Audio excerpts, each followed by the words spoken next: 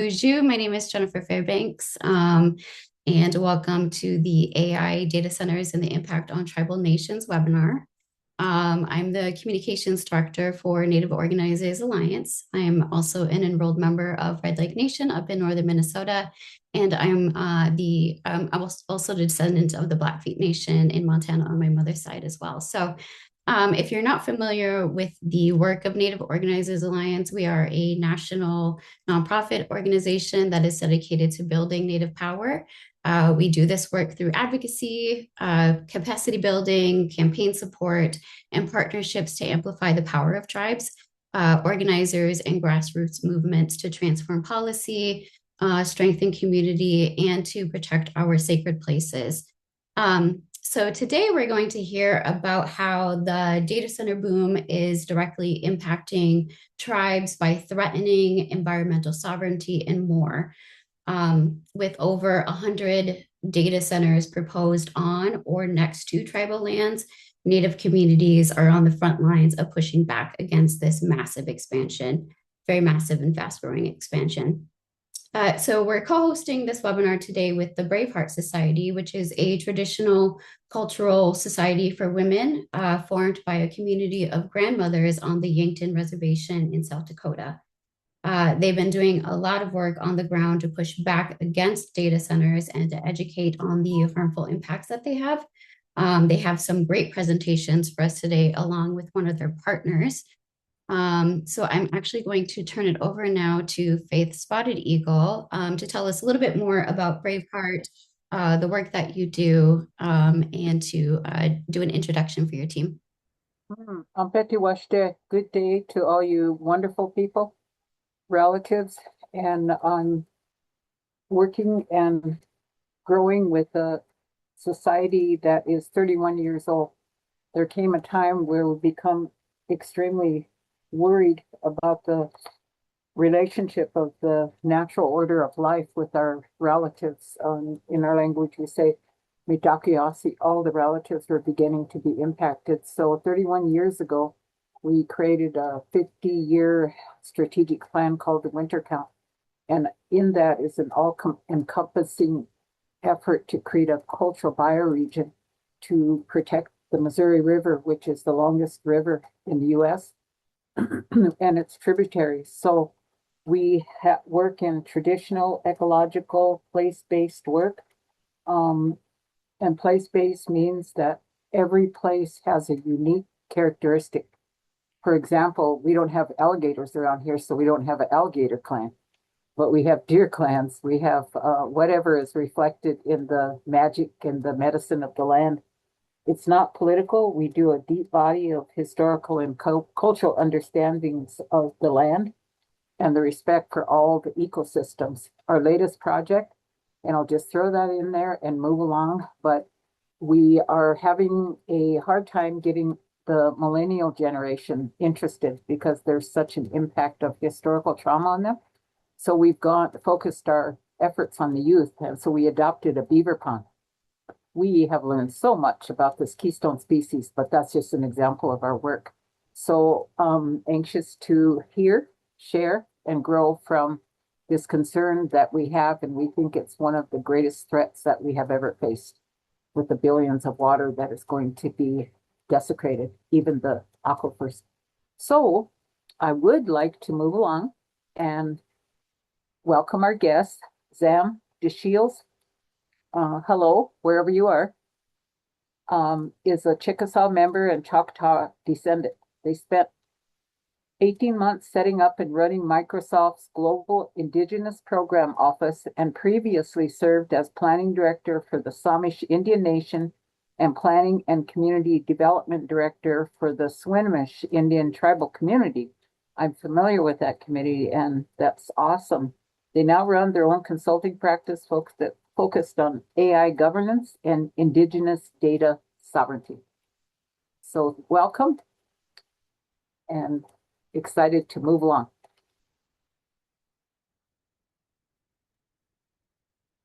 Awesome. Yeah. Sorry, should I go now? Yeah, absolutely. Yeah, Zam, if you could introduce yourself and get us started.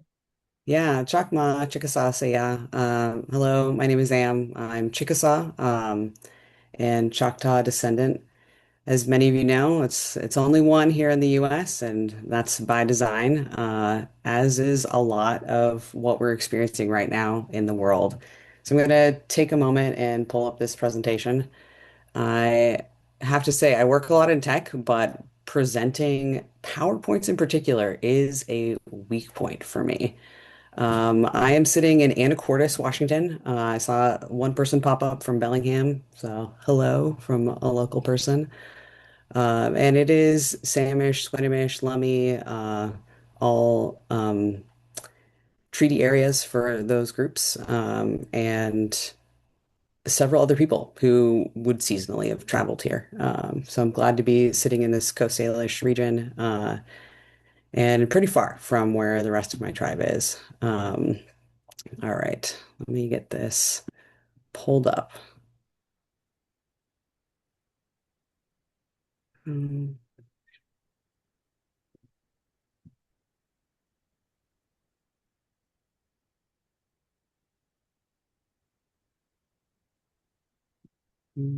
Present.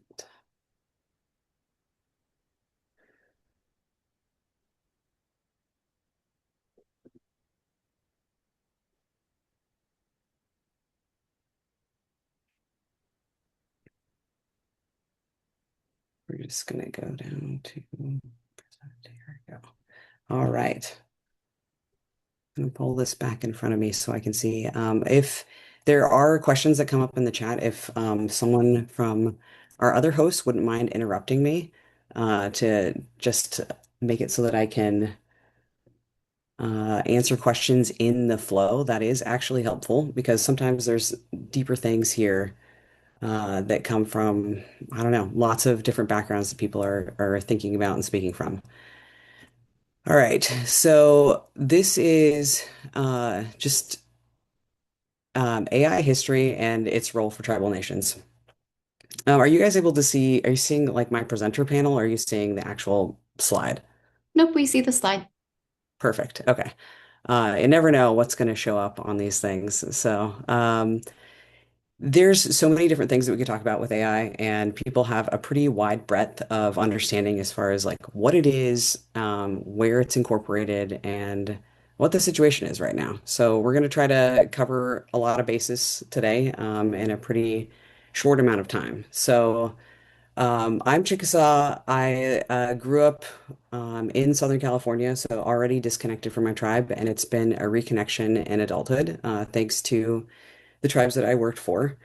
I know a lot of people are in that position, having reconnected at a later date, and that's due to a lot of reasons, including a history of boarding schools in my family and some of the pretty extreme things that happened as a result of that. But my time working for Samish and Swinomish meant that I spent a lot of time with elders and a lot of people who encouraged me to work through things and get reconnected with my family and cultural roots, which has been a lifelong journey for me.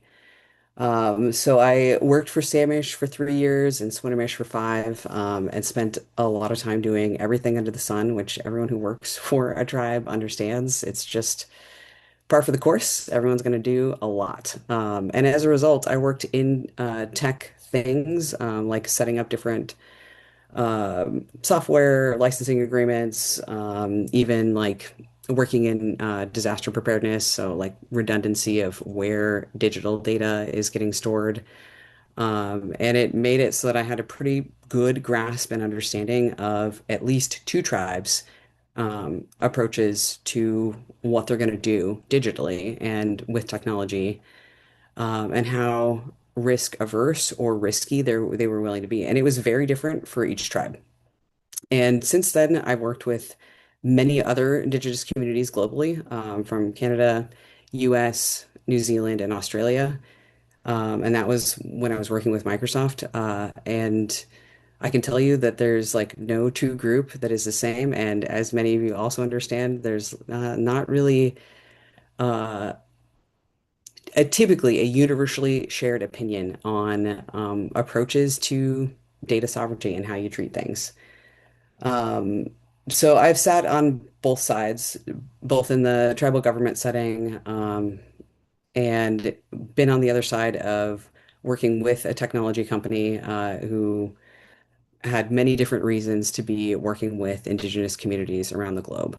Some of them were data centers.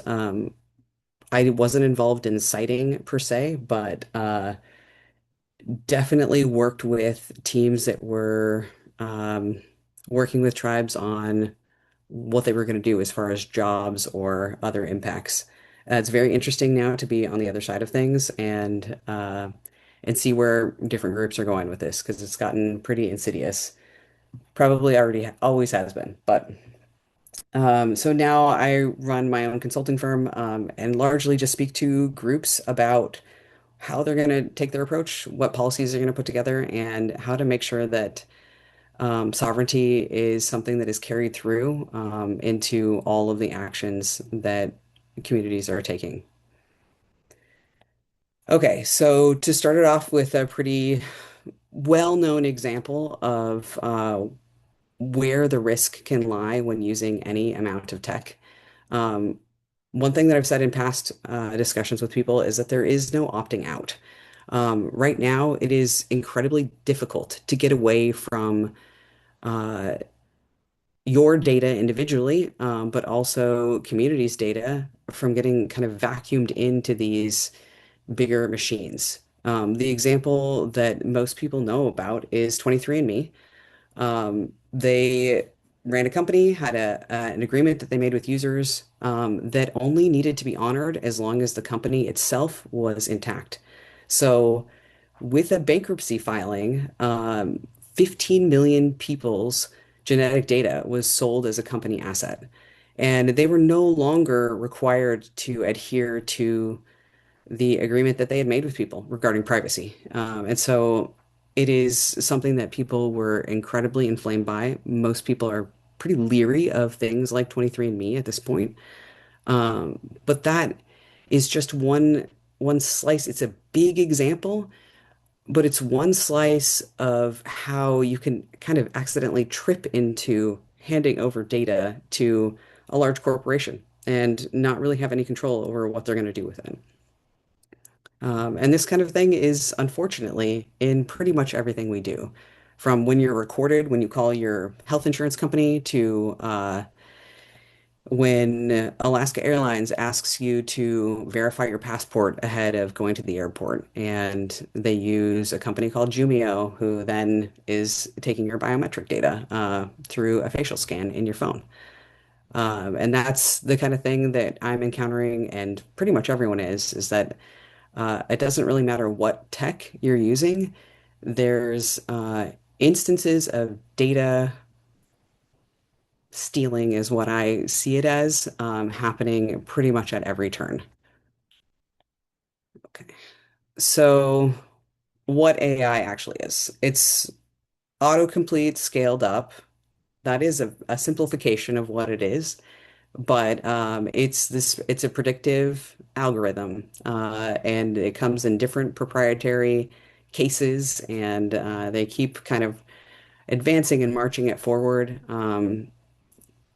Autocomplete scaled up makes it seem like it's not so bad, but when you look underneath the hood, things get a little bit more revealing as far as like what does that impact really mean day to day in people's lives. The text came from somewhere. They trained these AI data sets and algorithms on particular data sets that came from places. The amount of English that this is based on is like for the average AI model is between 40 and 90% English. There is almost no Indigenous language representation in any corpus out there for any AI model. And that's just true across the board. There are some instances of things that are being done differently, and we'll get to that later. But what we're looking at is a model that's not neutral. In Chickasaw, Chocochafa is one house. It's this idea that when you are interacting with someone or a group of people, you're entering into their home. And that is the way that I see these different AI models is that we are entering into a home when you use an AI system. It's just, do you realize it? Do you realize what kind of bias is baked into every piece of your interaction with that AI? And that being a predictive model, it's going to always kind of circle towards the most common. And the most common, according to that AI, is going to be what it's trained on. And that means for really any individual person, it's not going to give you the best information. And for Indigenous communities and Indigenous people, the representation isn't there, won't ever be, and at least not with the large language models. And so getting outputs that closer match from commercial models is a closer match what your perspective is or is culturally informed isn't really possible. So a data center is the building of how a lot of these commercial models process things. It's the servers, cooling, power, land. Um, and a lot of this webinar is about not my part in particular, but later parts is about, who decides where that building goes. There is a lot of choice in how we can participate with AI. I don't want to give the idea that like you don't get to choose necessarily. You can't opt out, but you can be selective with how you engage. Um, and I also don't want to give people the false impression that changing your individual use of AI is going to have an impact on the amount of water that's used.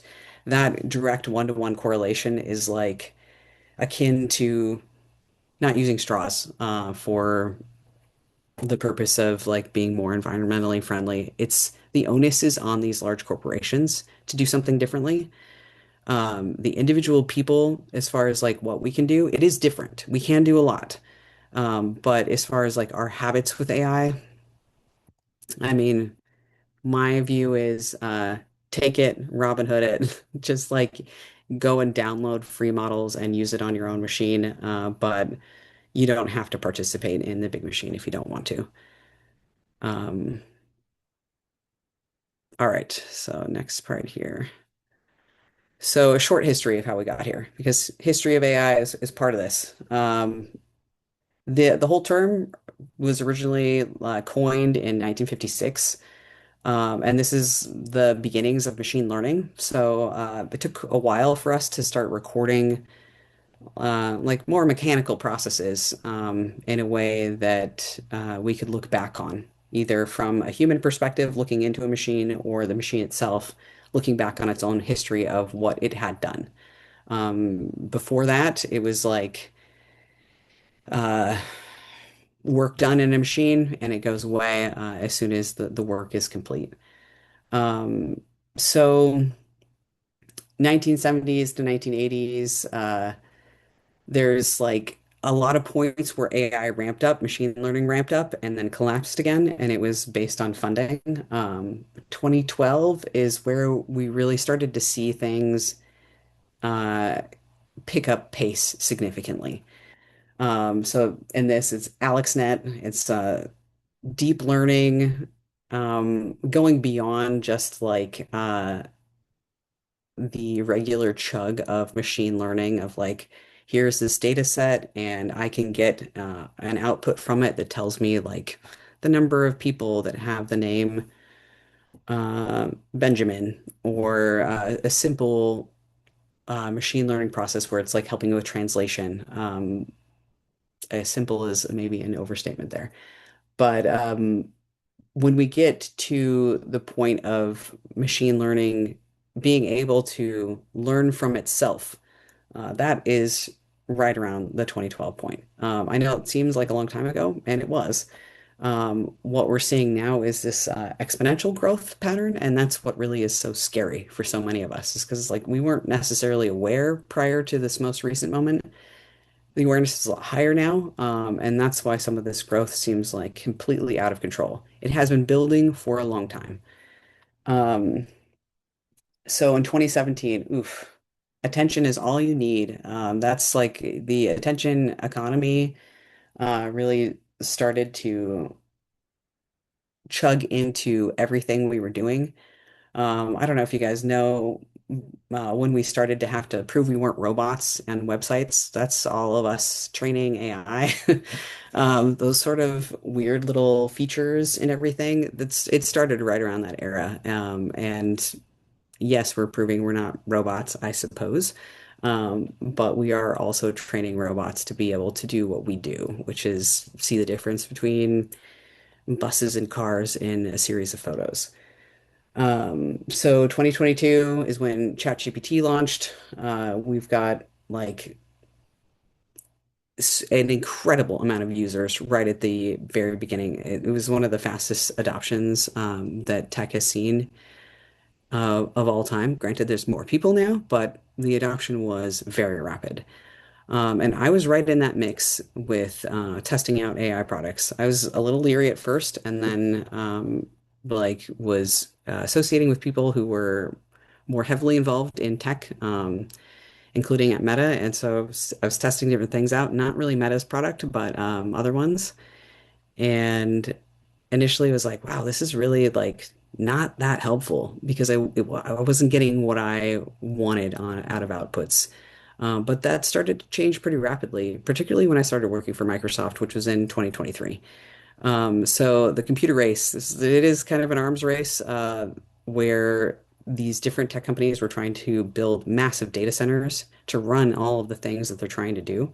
Again, this is like not individual users that need data centers. It is everything else. It is the corporations they're running. It's the like AI incorporated into every product. It's not your auntie asking ChatGPT to plan a trip to go visit someone in a particular city upcoming. It's uh, it's the back end of Alaska Airlines, for instance, running Jumio. It is the back end of a bank and all of the data that they have to process there. And it isn't just AI, it's all of the processes that every corporation is running on their back end. What I've seen for the most part is that the typical tribe does not need data center quantity of compute power. They need something that is more along the lines of a server room. So those things can be done in a completely different fashion. Okay, so the bias, it's not a glitch. It is in the design, and unfortunately, I think that a lot of it is on purpose. There is an interesting journal article that came out from someone that I'm loosely affiliated with that was very interesting. Robots behaving badly, algorithmic colonialism, and the consequences of AI. The reality is that AI is an extension of colonialism. There is no getting around that. The entire internal workings of AI is biased. One very pertinent example is from this tool called RoboDebt out of Australia. This sort of thing is happening here in the US, but this is a little bit ahead of where we're at right now. But they started to automate welfare fraud detection, and it missed a huge amount of really important information, and then disproportionately flagged Aboriginal and Torres Strait Islander people. So there was a lot of false notices that went out, but they had real consequences for people. Um, as far as like what impacts that would have on them receiving benefits or being able to access other services. And deaths did result as a component of that because the threat of well-being and having our basic needs taken care of is very real. And I know that people who are uh, part of Indigenous communities here in the US very deeply understand that.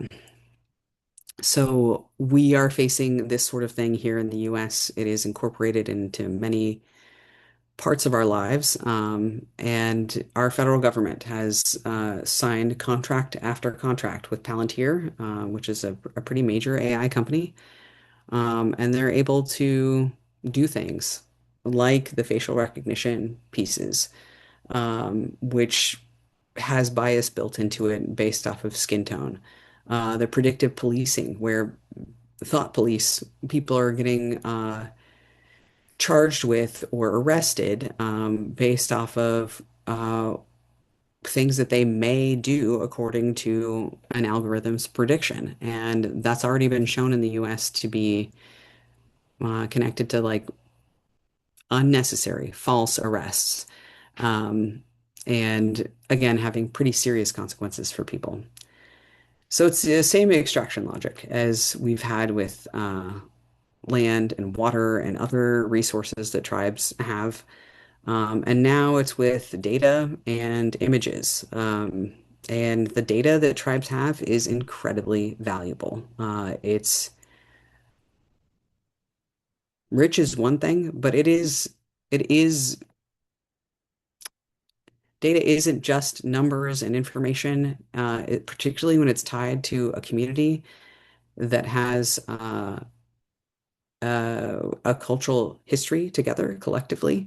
That data is as important as the people themselves. It is a representation of those people. We have a- So, sorry, go ahead. Oh, we have a question about language if you want to Yeah. type it in. So, Ginny is asking, are you saying that communications done in a native tongue are likely not going to be picked up? Are they more secure? Mm. It probably depends somewhat. I don't know if any premise of things being secure, fully secure, or more secure than another, we can make safer choices with things. So if you, I mean, any chance you get to communicate in language, I say take it. But I wouldn't say that it's necessarily more secure. It really depends on the language. If you want a real answer to that, the ability for your average AI to understand is like how comparative to English is it? Uh, there's a huge amount of context that comes from speaking in an Indigenous community's language. I've done a lot of work with languages. That was with Microsoft, but also prior to Microsoft when I was with Samish and Swinomish. And then now continuing post Microsoft, I spend a lot of time working with groups who are working in translation spaces where they'd like to leverage AI, but do not want to hand over their language to a giant corporation. That's more of the space that I would say I have good familiarity with. And there is good reason to look at on-premise or local AI options for that. But as far as like things being more secure, I mean, if you're concerned about someone overhearing you, like getting as far away from tech as possible is your best bet. Put your phone in the freezer and have a conversation without that close by. Get rid of all of your Google Mesh system. Um, and as far as like preparations for security, I've got a lot of tips on that. And I can put a specific page on my on the Indigenous AI Commons website that addresses that. And it'll be more helpful than me trying to wing it right now. But yeah, I think, speaking in language, yeah, your typical uh, AI is not going to be able to translate most Indigenous languages right now. Some of them do have been incorporated into different translation systems though. So, is there any more on that? Nope, just is AI here to stay? Yeah, unfortunately. We're at a point right now where it's there is a lot of opportunity for us to opt out, but to completely detach humans from technology, uh, we've kind of built ourselves into a situation where it would take a lot for us to not use any tech. And AI's incorporation into tech is so deeply embedded at this point that I don't think that fully opting out of it is really possible. Um, I think that considerate use is still possible and will be. And tribes are actually continue to be in a unique position to have more choice than the average community on how much they incorporate AI into their future. I think some tribes are going to choose to incorporate a lot, and I think some tribes will try to make it so that it's really not a present feature at all. And the fact that people have made different choices on this has helped quite a bit. Samish, for instance, was more tech forward or more risk tolerant than Swinomish was. At the time that I worked there, they were using cloud-based products. They kept a This was a pretty good disaster preparedness feature. They kept a full digital copy of their entire digital tribal records with Washington State's archive in Eastern Washington, and they would send a copy every week, and the archive would send it back. And so they had a like full redundant, and it was like a low tech version of something that didn't require cloud necessarily. However, they also had cloud-based products. They did make specific agreements with Microsoft that allowed them to have to maintain more of their tribal sovereignty than the agreements came standard with. Swinomish, on the other hand, completely opted out of cloud-based products. Zero. They, at each turn of signing agreements related to software or data, they did not hand things over. They kept things on site. They built out their own server rooms, made sure that those were backed up on site, and had like disaster preparedness features like generators to run them and things like that. But their risk tolerance was a lot lower, and as a result, they've handed over almost nothing to outside groups. And that's where I say, like, is AI here to stay? Yes, but Swinomish potentially has more choice in future than Samish does. As far as like what gets swallowed up by the machine, if you will. Um, but I think regardless of what your tribe or community has chosen to do, or yourself, uh, it's still important to start making a conscientious choice about what you're doing as you move forward. Each time you engage yourself in making a decision, you're choosing whether or not you are handing stuff over. So I think that's where I'll land on that. So there's some pretty cool work that's happening with data centers as far as like there is Honor the Earth is tracking this. They're looking at where these different proposed data centers are, um, helping to prepare people for like how to be ready when they're approached for these different data centers. And a lot of communities are pushing back. The pattern from a lot of these groups is pitching solar, then having tribal leadership or leadership in the community, whatever community it is, sign an NDA. Then they pivot to a hyperscale data center. Hyperscale being like those mega ones that are going to rumble the earth and take the water. And the NDA on purpose makes elected leaders or leadership only answerable to the contract and not the community. And so it excludes them at a point where, I don't know, leadership can be pretty vulnerable sometimes to pressure, influence. We've seen this kind of repeatedly across the US right now. But again, there is good stuff that's happening on pushback. But Rapid City, South Dakota, there was 1,500 jobs promised, only three continued post-construction. Um, the legislator in South Dakota rejected a one-year moratorium. That was just this last March. And then we've got a number of different groups that are actually like saying no to data centers, either on their tribal lands or um, going and actually pushing back on governments that may have more sway or control, but data centers even near them. And that's, I think, a very important thing that groups can be doing. So there's alternatives to using major corporate AI. We've got a lot of groups right now. I've seen Canada is exploding with options for tribal, or sorry, not tribal built. This would be Indigenous built, First Nations, Métis, and Inuit built AI products. And they look totally different than what your average ChatGPT looks like as far as like what's under the hood. Um, Being based differently, being trained differently, and they can actually align it with OCAP for one, but align it also with whatever community group or business is going to use the product. Um, these aren't the only examples. There are tons, and the Indigenous AI Commons, indigenousaIcommons.org, is the website I run. There's a lot of examples on there of different products that are being built that utilize AI and do it in a completely different way than is typical for a commercial AI product. New Zealand has had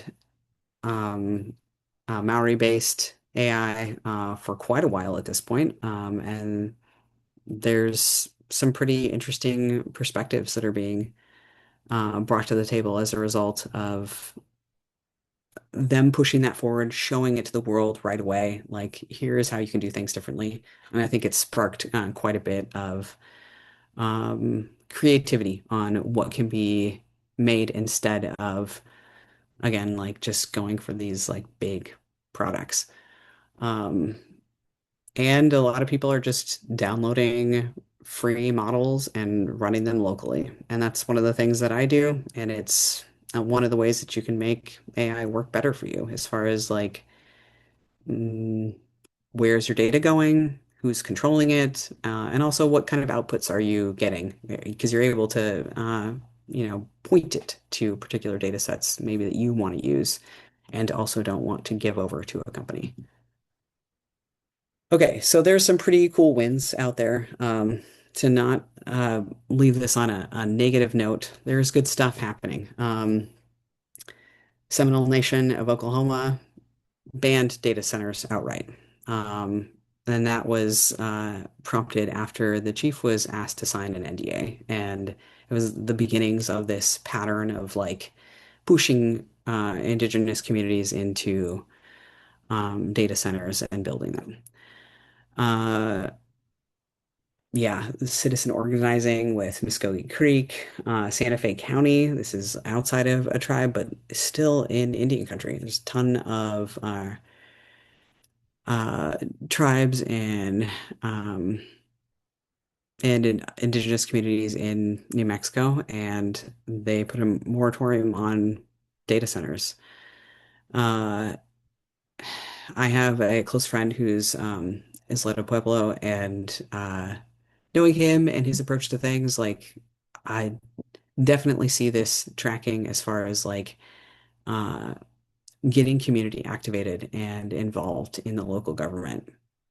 It's one of the things that tribes have to do sometimes. It can feel like kind of putting yourself in a lower position, but it can be really impactful as far as like what are the outcomes.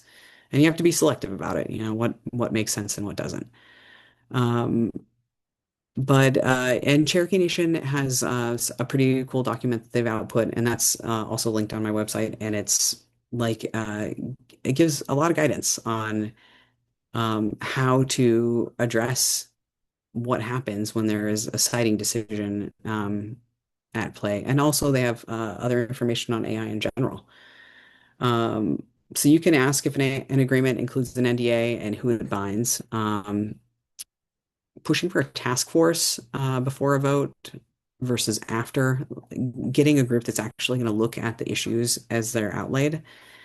And then the Honor the Earth Snow Data Centers Coalition has incredibly good resources, and it's definitely worth incorporating those into your future thought processes as far as like how to approach these things or what to do to prepare.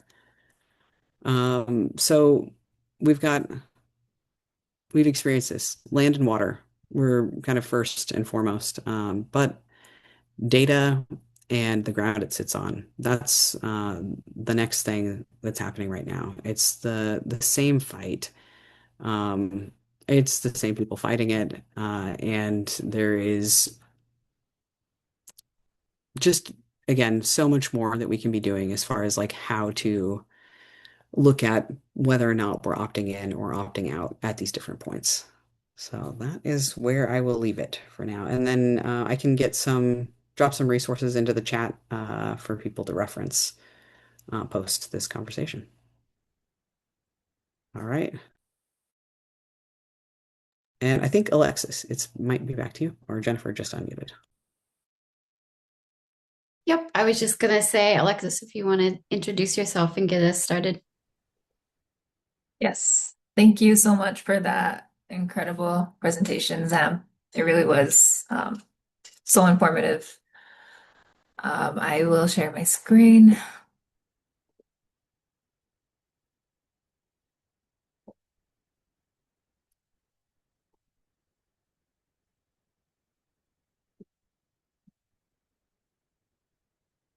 Just give me a second.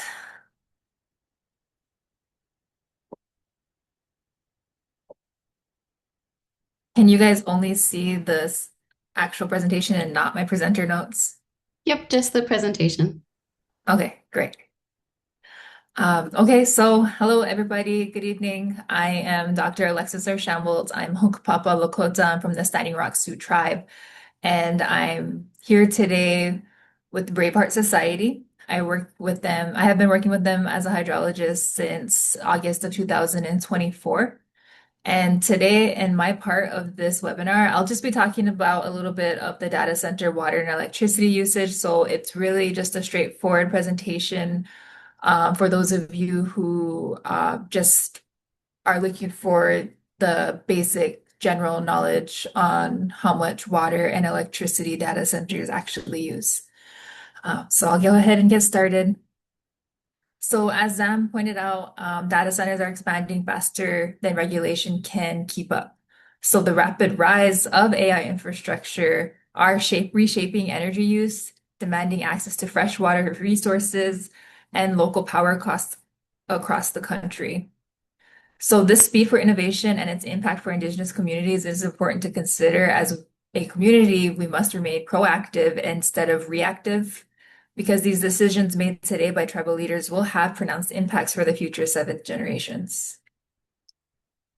So for those of you who don't really know what a data center is, again, this is just really basic presentation, but we need to understand the definition in its simplest form. A data center is a physical facility that houses and runs large computer systems. Their purpose is to store, process, and manage data applications critical to an organization's functioning. The difference between a regular data center and a hyperscale data center is that these AI data center infrastructures are complete with power infrastructure designed to handle intensive AI data center workloads, scalable high-density power systems built for modern data center infrastructures, hence the hyperscale infrastructure. So where are these data centers exactly? This graph is from 2023. And at this time, 3 years ago, the United States housed nearly 42% of all data center servers in the world. And at that time in the world, there was a total of 6,344 data centers reported. And that's the United States, again, houses more than any other country. This map is this data comes from the Data Center Map website that was launched in 2007. And it's a research tool that maps data center locations worldwide with the intention to make it easier for industry insights and marketing interests. So remember from the previous slide that in 2023, there were exactly 6,344 reported data centers in the world and 2,701 reported in the United States. When you look at today in just that 3-year time period, you can see as of July 7th, the number of data centers have significantly increased both globally and in the United States. There are now 11,826 data centers reported in the world, which is a 46% increase in just 3 years, so nearly doubling. And there are now 4,467 data centers reported today in the United States, in the United States, which is a 39% increase again, and that's just in a 3-year time span. So we see that there's an exponential increase in computational resources used for artificial intelligence, which would explain that rapid growth. They're using this to train and deploy the AI models. Again, and this does result in a problem. The United States currently leads the world in data centers and AI compute, but unprecedented demand leaves the industry struggling to find the power capacity needed for rapidly building new data centers. Projections assume that the current exponential trends will continue for the next 6 years, and this is because compute scaling has been consistent for more than a decade, and because in 2024, several hyperscalers announced ambitious plans to continue growing their compute capacity. And so just some of the impacts of this rapid growth in our future will be the water demand, power demand, ecosystem impacts, health impacts, carbon emissions, mining and manufacturing, and e-waste. And again, my part of this webinar is just to explain a little bit more on that water and power demand. So microchips and processors are the brains of data centers, and they're what data centers house. So by the time microchips reach a data center, each chip has already consumed thousands of gallons of water. So manufacturing these tiny, powerful computing components requires ultra-pure treated water to rinse off the silicone residue without damaging the chips. It takes about 1.5 gallons of tap water to produce a gallon of ultra-pure water. And the typical chip factory uses about 10 million gallons of ultra-pure water each day. And that's equivalent to 33,000 United States households.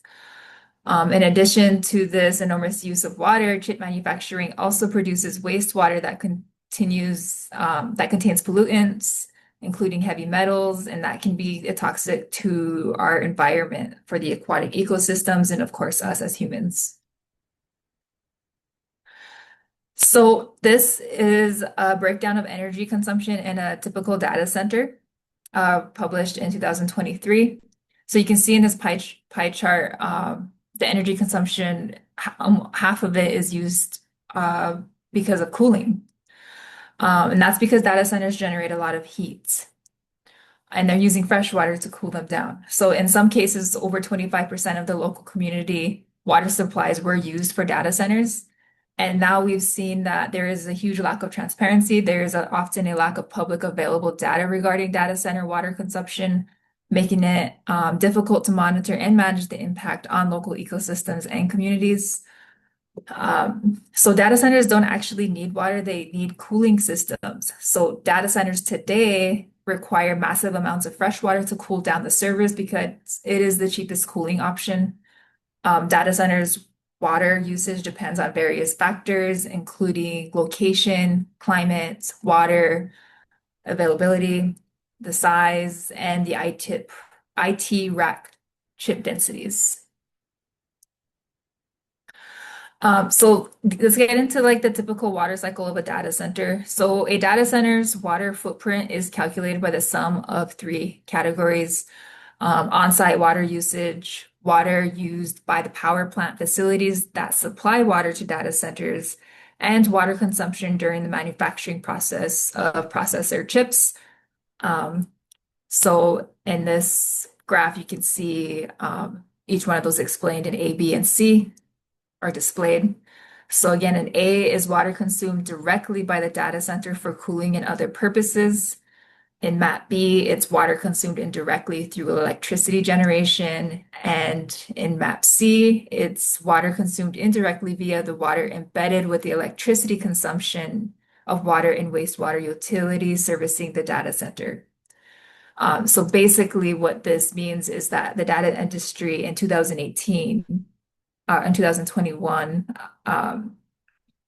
was directly or indirectly drawing water from 90% of United States watersheds. Just to throw some numbers at you about how much a data center could typically use. Large data centers consume about 5 gallons of water a day, and that's equivalent to the daily water use of a town with between 10,000 to 50,000 people. A medium-sized data center could consume 110 million gallons of water a year. That's equivalent to about 1,000 households annually.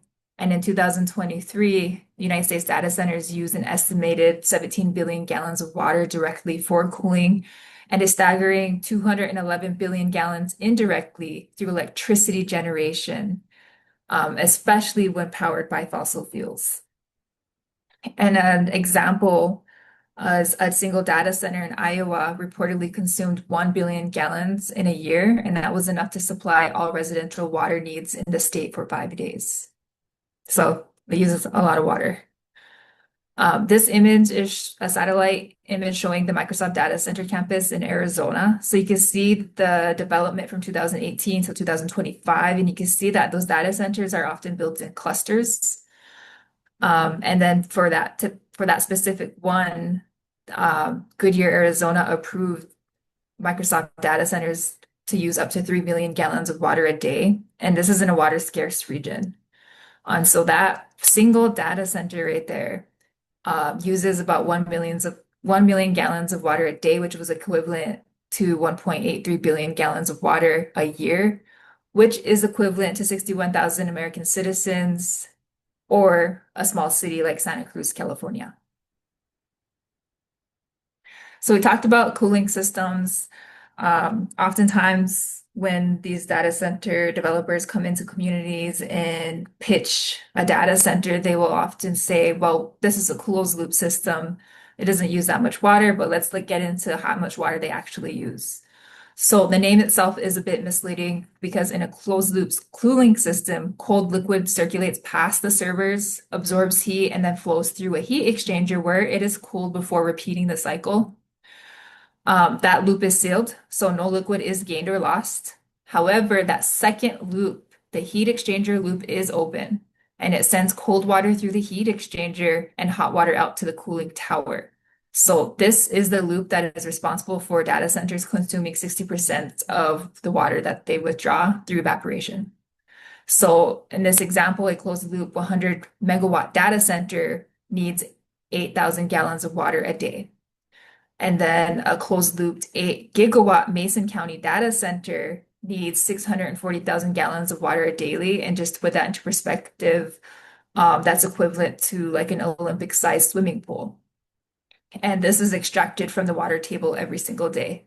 So closed loop systems do actually, in fact, require water and a lot of it. A few studies have published AI's water footprint. So according to scientists at the University of California in Riverside, each 100-word AI prompt is estimated to use roughly 1 bottle of water. A 2-week training model for the GPT-3 AI program in Microsoft's state-of-the-art US data centers consumed 700,000 liters of fresh water, and that was equivalent to manufacturing 370 BMW cars or 320 Tesla electric vehicles.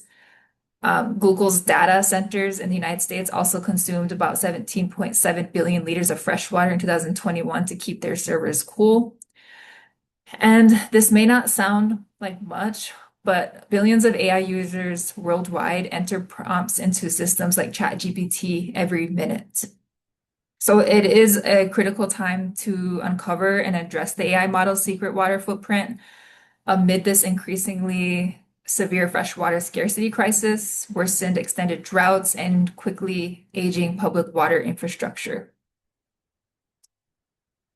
And so moving on to the power demand. So data center water usage is closely parallel to energy usage and carbon emissions.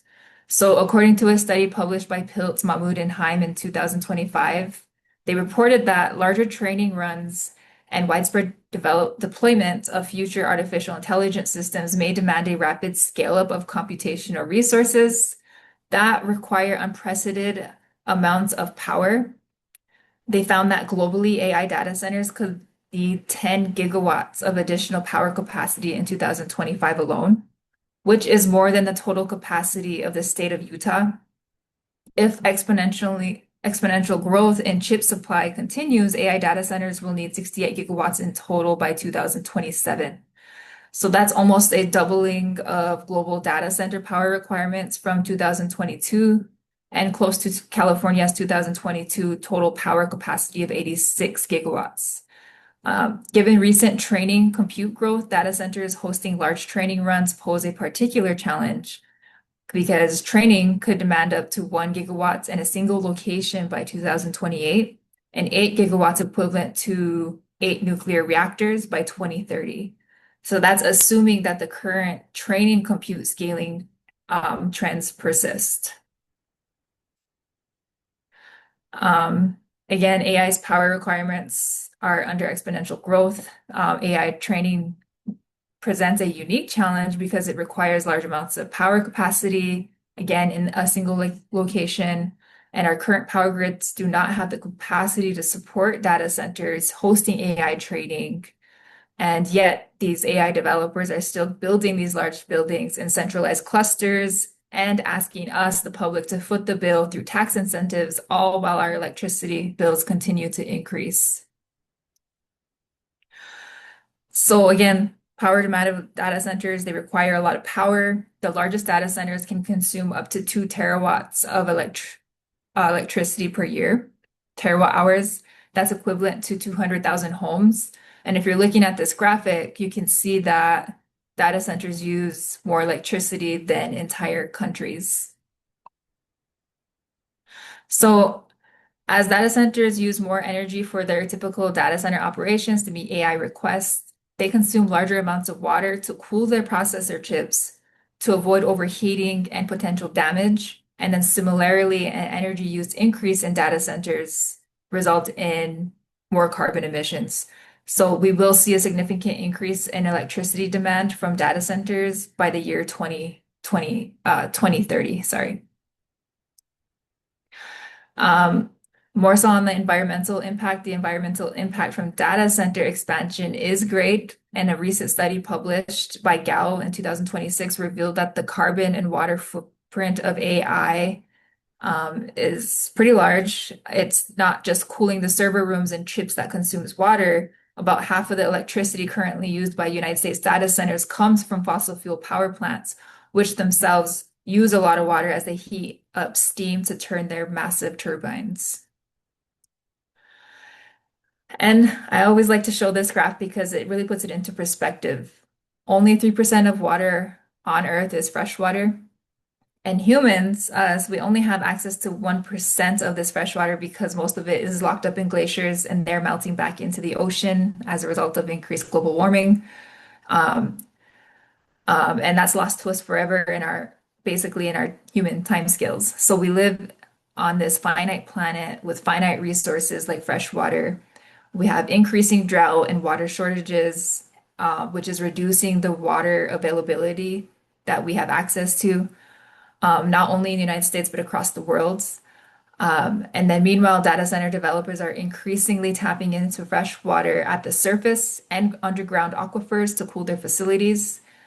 Because data centers primarily rely on freshwater sources to protect the equipment from corrosion. And so to end this part of the webinar, I just want you to keep in mind that data centers operate 24 hours a day, 7 days a week, 365 days a year.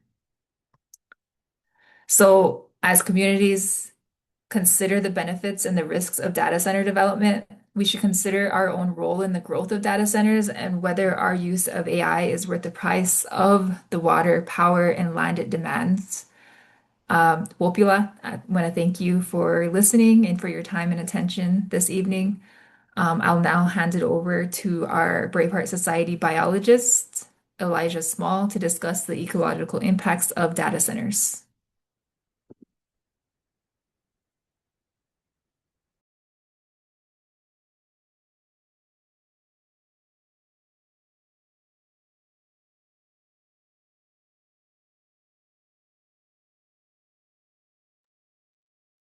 Elijah, can you hear me?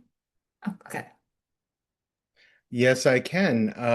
Can you, which screen do you see? Do you see the presenter notes or do you see one that just says walleye or AI?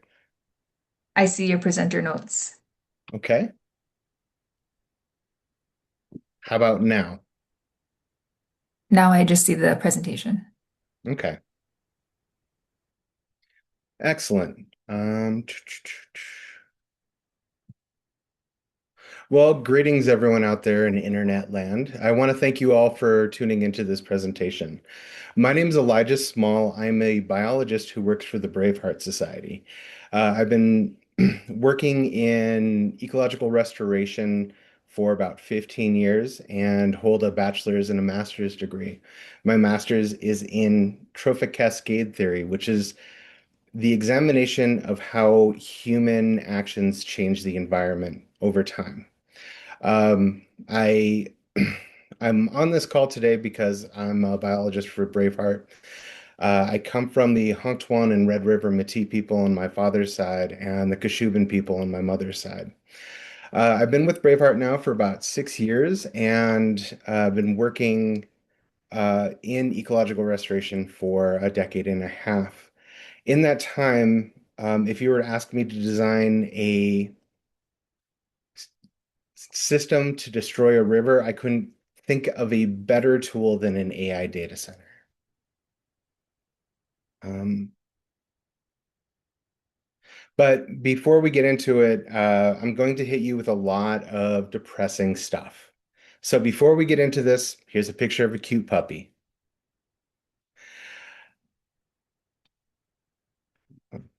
All right. So before we get into some of the more depressing stuff, I want to remind everyone why we're here. This is a picture of the Missouri River from our reservation, the Yankton Reservation. We're here because of the river. The river ties us all together. When we think about the Northern Great Plains, we think of prairie, and this is kind of what we think of, this expansive sea of grass stretching out into the horizon. Um, the reason that Braveheart is here on this call is we have been actively looking at water for a very, very long time. Like Faith Spotted Eagle said previously, we've been looking at water now for 31 years. This is a picture of an annual field school that we do where we teach citizen scientists how to test their own water. So, as an ecologist growing up in the Northern Great Plains, it kind of feels like I grew up after the bomb went off. We do a lot of work in Pipestone County, and the picture on your screen is what most of Pipestone County would have looked like before colonization. This is a map of Pipestone County itself, and if you see those areas circled in pink highlighter, that is what's left in Pipestone County that looked like this. Now pay attention to the gray, all of the gray in that picture. We've converted most of Pipestone County to this. And this ecological destruction is something that you can find across the Northern Great Plains, across the Oceti-Sakowin.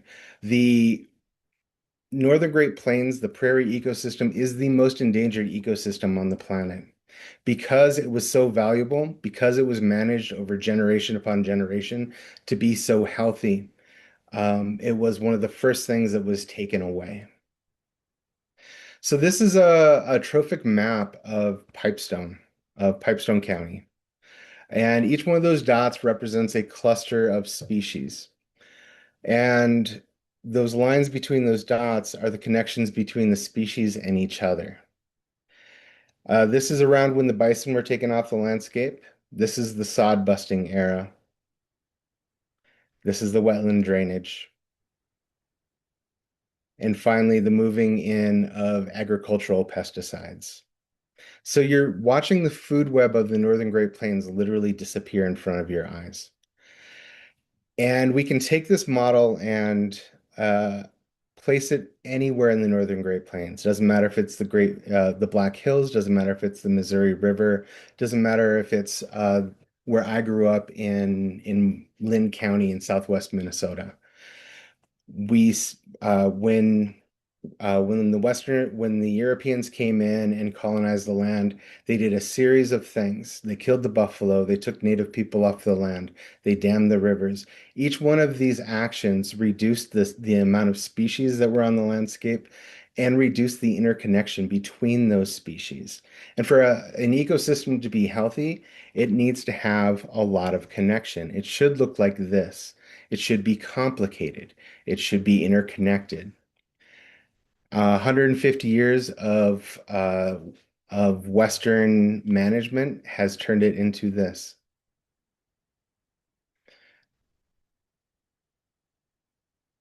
So this is a trophic cascade graph of what happened to the Missouri River. If you look on the left side of your screen, you see percentages of connections between all the species that should be there. And on the bottom of the screen, you see dates. Starting in 1800, pre-colonization, we see the complication of the Missouri River ecosystem collapse. So starting out, the first thing, the original Missouri River was a wild, muddy river. It would vary by season, it would vary by year. And this diversity um, of flow pattern, this diversity of water within the system created many, many habitats. So a diversity of animals were able to live in that system. When the fur traders came in, they removed the beavers. And with the removal of the beavers, all of the small tributary streams became flashy and would flash flood into the Missouri, creating more sediment. The removal of those beaver ponds removed the batteries that kept water in the system. Each one of those beaver dams acted as a reservoir, holding water in those dry years. This was followed by the slaughter of the buffalo. With the buffalo off the landscape, the system that allowed water to penetrate into the soil was removed because they were no longer wallowing. Number four was the removal of snags so that we could get boats up and down the river. The biggest and most dramatic effect on the river thus far has been number five, which is the Pick-Sloan Act, which is when the United States government came in and placed a series of dams either on native land or right next to native land, flooding thousands upon thousands of acres. These dams took a wild river and made it a series of lakes. The dams created channelization and erosion, and we're seeing that on our reservations. And then the sedimentation that was able to support the islands within that system disappeared because it was now being held behind those dams. We are now at number eight, which is the collapse of the native fish clade within the Missouri River. 51 of the 67 species that were historically found in the Missouri River are either functionally extinct, extinct all the way, or are within 5 to 10 years of disappearing off the planet. The data center could be the final nail in the coffin that takes the Missouri River from the Missouri River we know to a completely different system. So this is progress in America. This is the Missouri River. This is the taming of the Missouri River. If you look in the top left corner, you see the Missouri River in 1934. This is a process called river taming, literally de-wilding the river. By the time we get to March of 1977, you see all of the river has changed completely. The wetlands have disappeared, and with it, the areas where they're spawning. We did the same thing with our rivers. We chunked them up. We didn't do it. It was forced upon us. But our rivers were chunked up by dams in the name of progress, creating a series of lakes. This is the dam on our reservation. This is Fort Randall. And you see below the dam a river and above the dam a lake. And we all love lakes, but if you're a river fish, that's not a place you want to live. And then we put things like this in the river and expect fish to swim up them and spawn them. So when we're thinking about the Northern Great Plains, whether it's the prairie or the river, it is the most endangered system on the planet because of all of these interventions in the name of progress. So here's a picture of a cute dog. That was a lot of sad stuff. So here's another picture of a cute dog. So the Northern Great Plains has undergone this series of ecological catastrophes, dividing it up, turning it into little postage stamps, cutting the rivers into chunks so that they no longer function as rivers, taking the buffalo off the prairie that allowed for the clean water to infiltrate the soil and work into the river itself. We have changed the Northern Great Plains more than any other ecosystem on the planet. And rather than focusing on the endangered species that AI data centers would affect, we should think about how close we are to losing it all.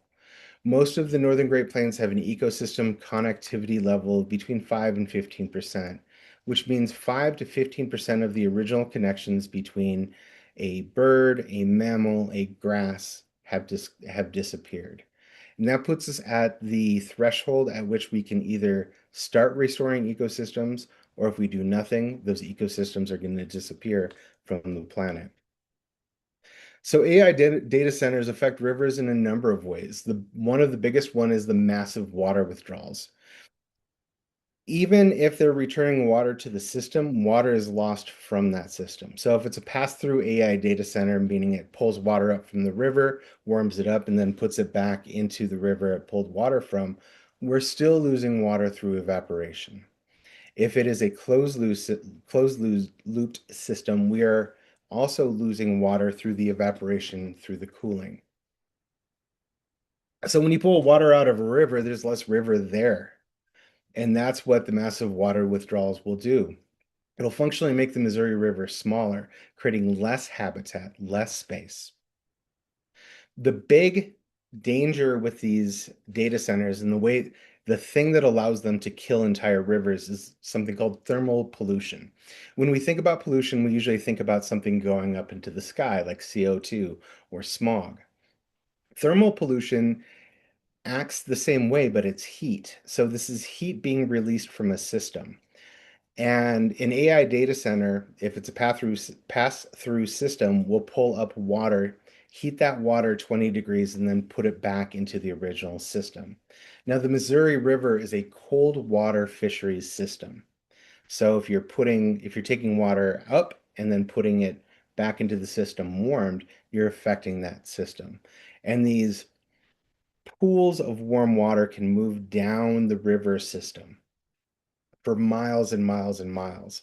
And if you have a series of them, of data centers in a row, they're going to have a cumulative effect. So the warmed water is going to hit another data center, which is going to warm it again and warm it again. This warming would be added to an already stressed system. The map is a map of the northern Missouri River. The little red dots, and I apologize for the map being this small, are the dams that are already on the system. This stretch of the Missouri River has lost 51 of the 67 species of fish that are supposed to be in it. It's already a stress system. It was supposed to be a wild river, and it got turned into a series of lakes. These data centers could be the final nail in the coffin. If we're thinking about these data centers, we can't just be thinking about the endangered species that they'll affect. We have to think about all of the species and the potential of creating a ecosystem that disallows us from rewilding it or reintroducing species that were lost. Honestly, wildlife biology has not done a very good job of studying the Northern Great Plains. We have 200 species documented in detail that are at risk from data centers. Along the entire Missouri River corridor, we have about 600 or 800 species, including all of the plants, all of the animals, all of the fungi, all of the little critters that bite you.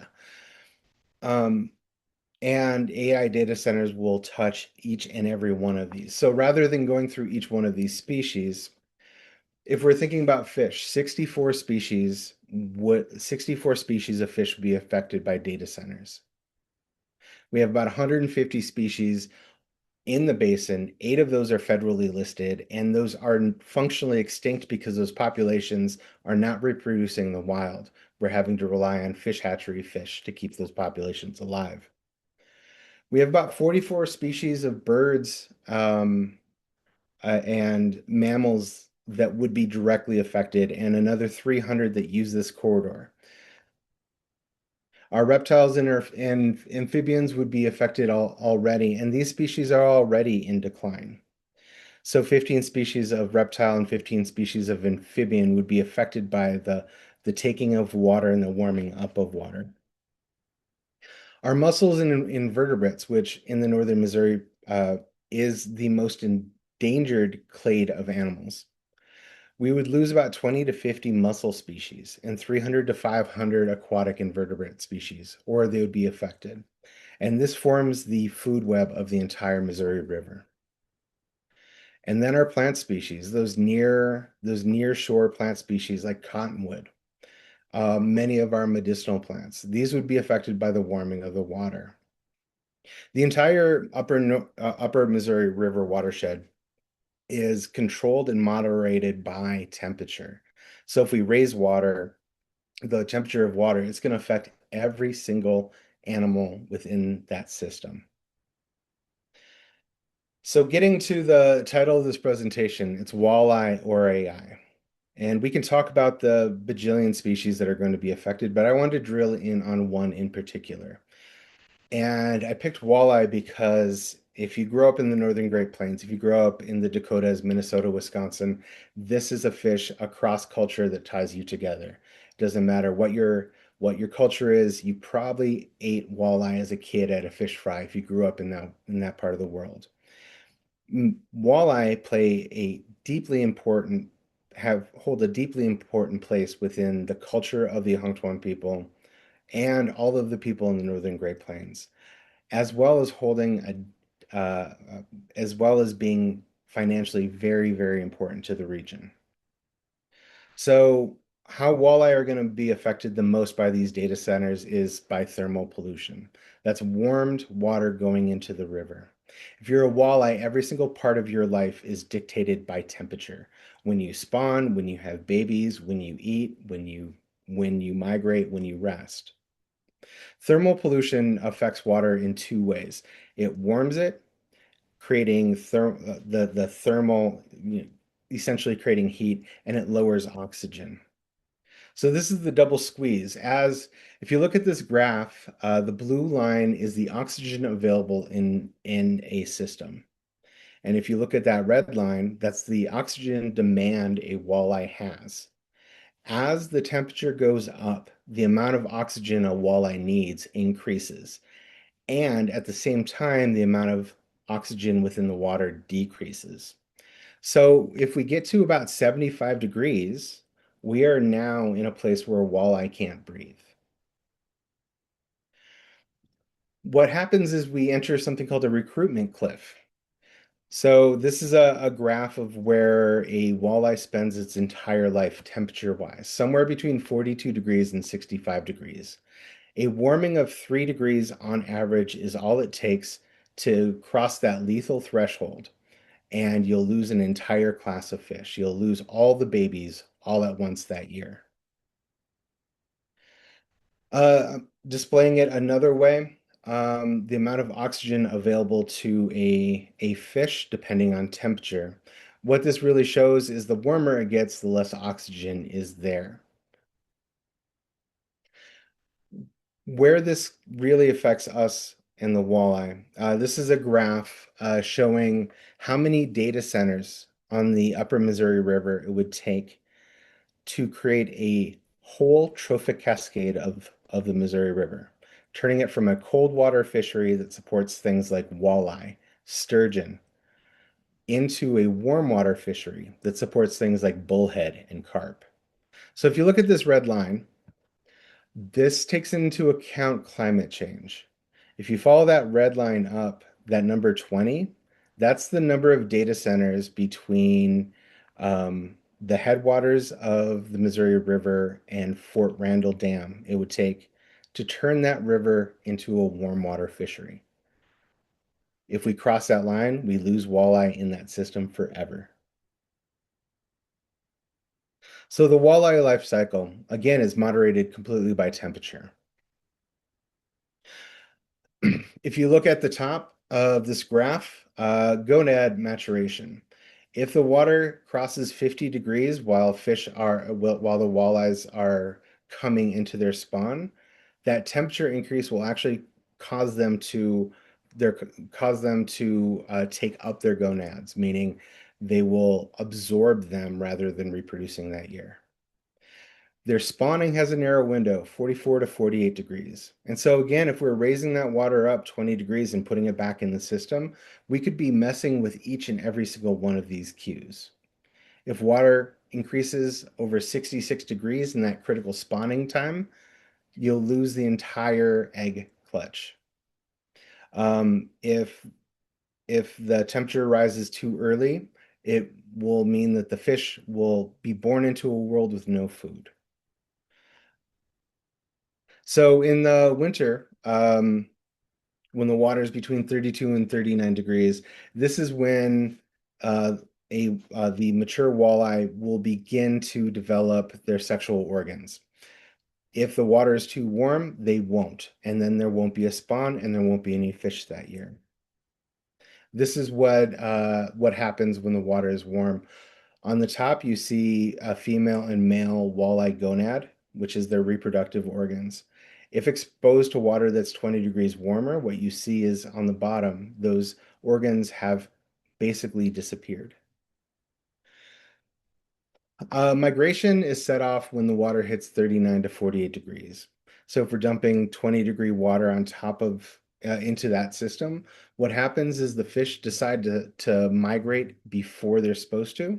That early migration means early spawning, and those eggs will hatch into a world where there's no food.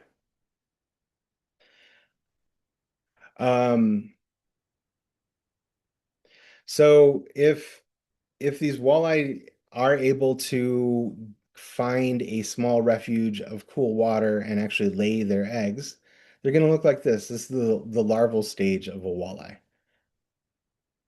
If the water's too warm at this time of year, two things can happen. The walleye will just get cooked. The little fry, the little baby will get cooked. If it doesn't get cooked, it's going to find itself in a system where its normal food has already hatched and died because of the warmer water. And as a little baby, it's not going to find the food that it can actually fit into its mouth. And you're going to lose the entire year class. In the summer, the warm water will really affect walleye. Above 72 degrees, walleye will just stop putting on weight altogether. If they spend enough time above 72 degrees, they won't be able to reproduce the following year. The difference between our water now and 72 degrees is about 4 degrees Fahrenheit.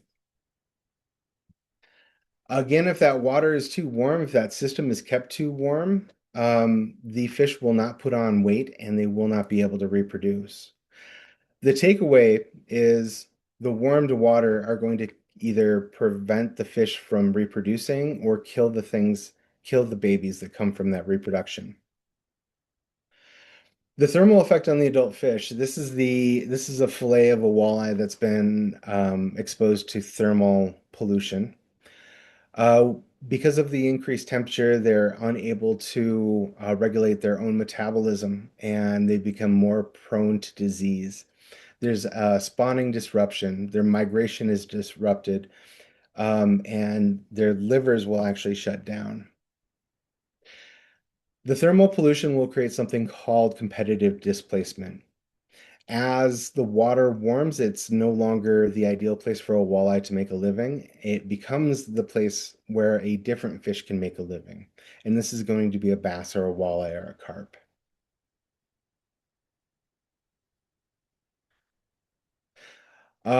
So this is a chart showing the community flip that could happen if we had 20 data centers. And just to put that in perspective, we have 7 right now on the system. So in the blue, you see the current share of the river that is ideal habitat for a walleye.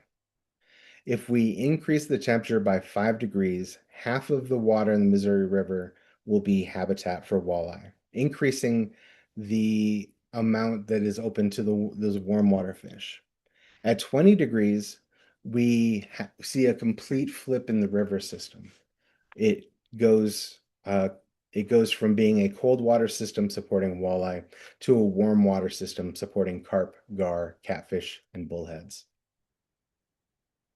So the question when we're thinking about data centers on our large rivers is, what are we trading this for? A large data center is going to take water, it's going to suck it up, it's going to warm it up, it's going to use a ton of electricity. And the end result is a river that could lose all of its walleye, and a region would lose one of the foods that ties it together across culture.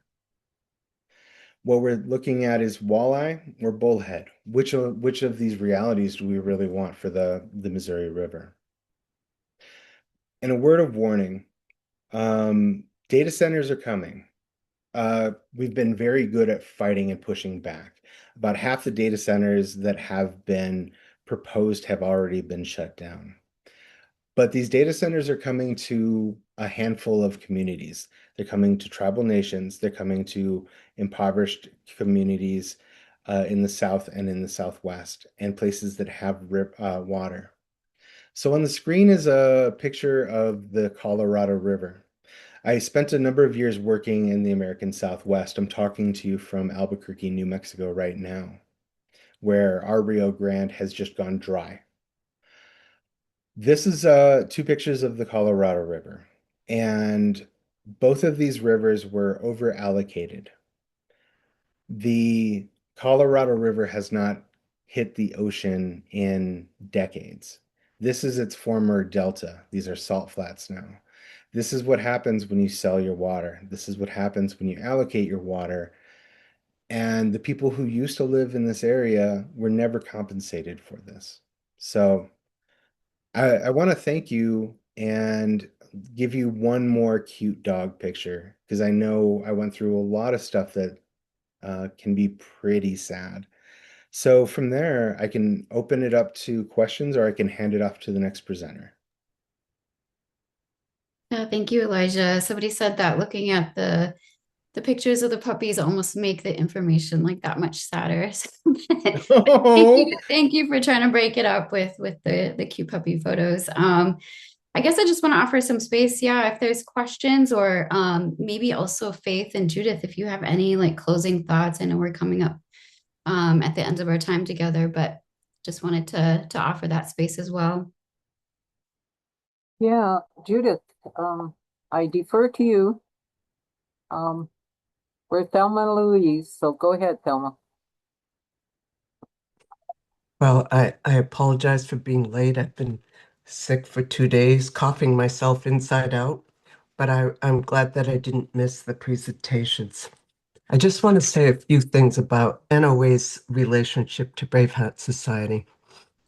It is, our work is to nurture and support groups that are on the ground, traditional societies, tribal entities, to fulfill their responsibilities to Mother Earth and to our ancestors. To Mother Earth and our ancestral responsibilities also means our responsibilities to humanity.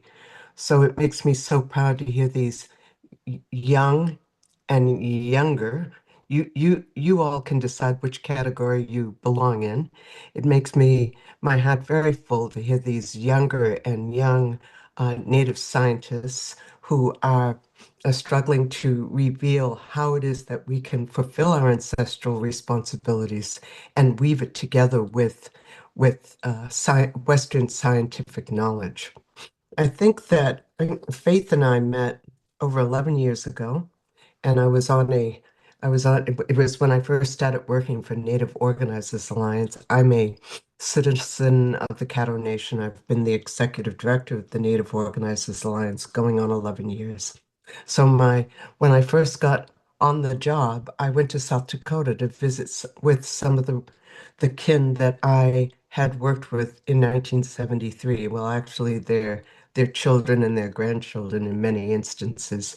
And we met the traditional way, Faith and I, someone who had been working for 5 years already on stopping the KXL pipeline and had worked closely with Faith, who was one of the leaders, one of the tribal Native community leaders who led that movement for 10 years.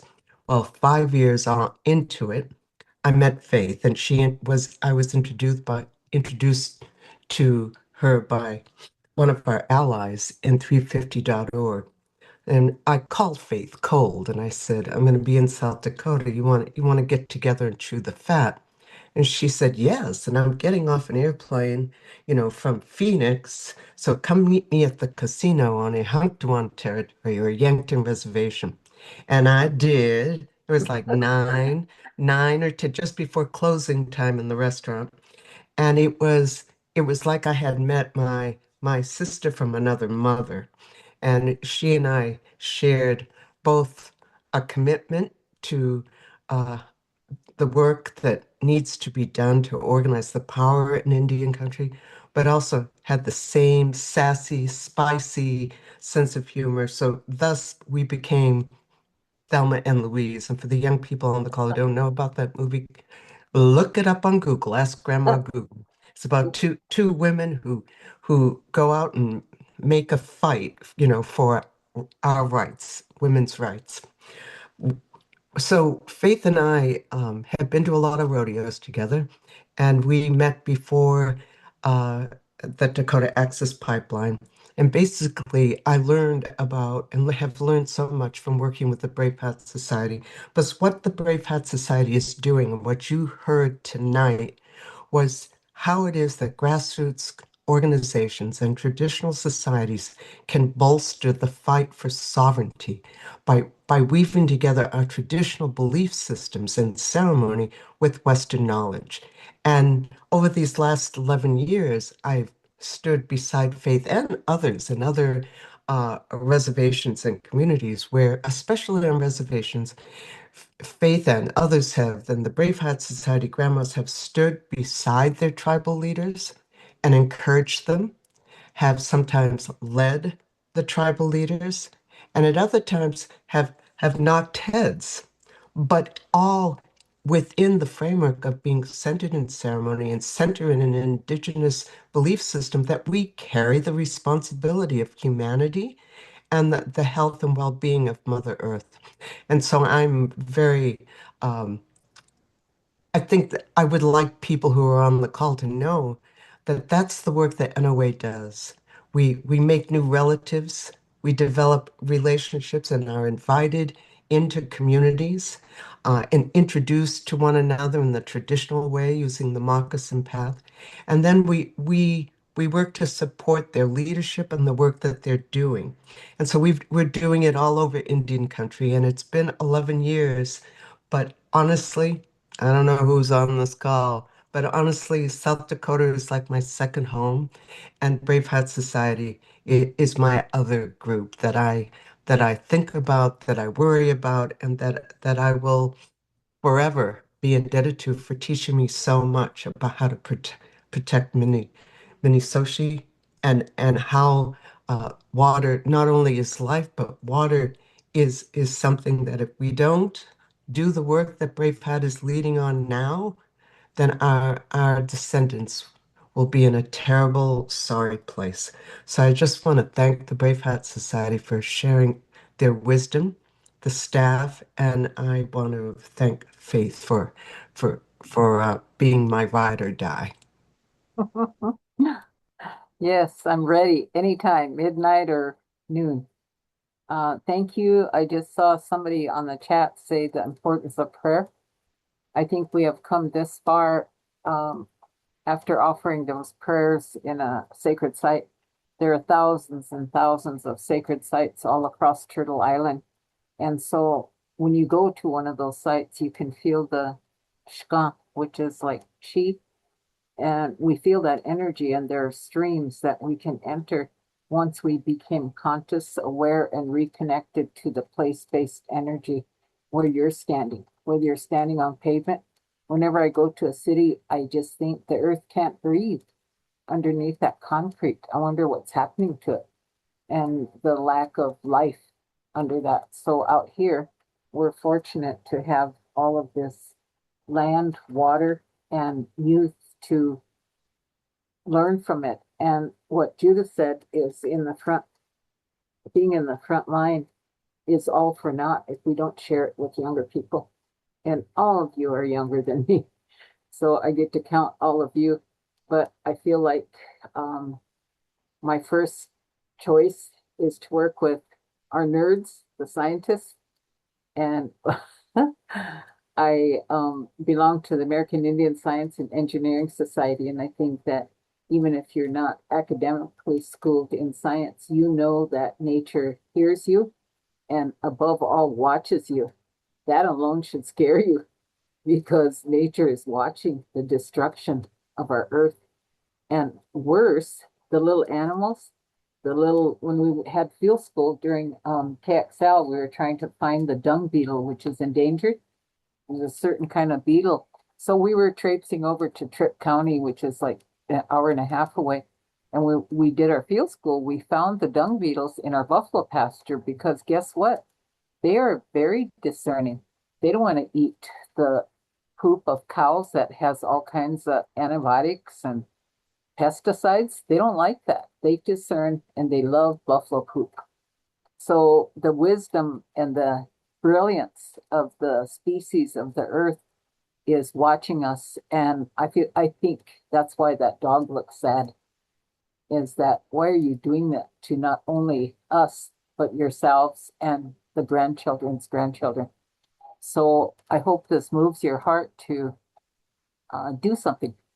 And your place space, wherever you are, wherever your town, city, county, they're popping up all over. And I just saw that the Shoshone-Bannock tribe, I used to work there for 4 years, and they banned data centers from a tribal resolution from the Shoban people. So they're my greetings and thank you to them that just came out today. And a lot of the reservation, the homelands are doing that. So I see the cities doing that too. So we're together. Let's keep doing it together. And we can we can help Elijah's dog.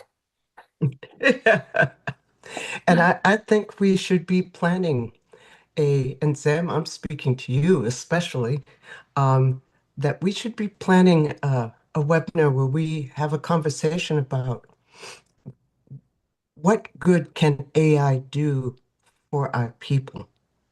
And you began to go into a little bit, but I think that one of the challenges we face as 21st century Indigenous people is to figure out the path forward and to understand that there's no binaries in life. All good or all bad? No. That's one thing that from an Indigenous perspective you're clear on. And unless it's about marriage, I think there's a decision point at a certain point and it's good or bad. But at any rate, that's another webinar. So we should have that kind of conversation about people, Native people who are trying to find a way to use it in our interest and to put it under public control. Yes, yes. Somebody on the chat asked about the buffalo that were evicted in Montana. I heard or I saw a news article that a judge stopped that. So we just send those prayers to the buffalo protectors, who are all of us, because they are also a keystone species that tell us how to be human beings. And so I'm thankful for that. So let's keep praying. Absolutely. All right, Miigwech you all. Just a reminder, we'll be sending out the recording of this as well as the presentations afterwards to all those who registered for the webinar. But again, Miigwech to Braveheart, Miigwech to Zam for joining us today. Appreciate y'all's time. Awesome. Thank you all. Thank Thank you, you. everybody. Thanks. Ada.